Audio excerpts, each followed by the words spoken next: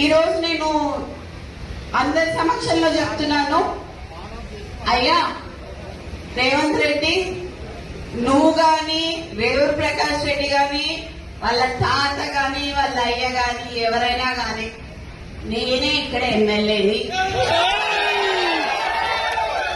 ఖచ్చితంగా నేనే నిల్చుంటా, నేనే గెలుస్తా. అర్థమైందా?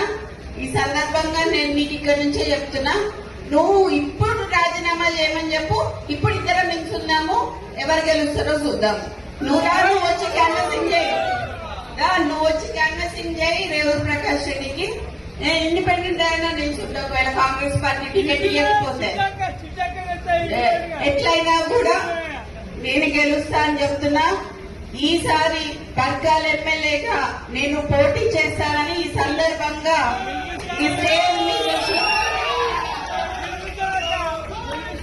ఈ స్టేజ్ మీద నుంచి నేను మీకు అందరికీ చెప్తున్నా.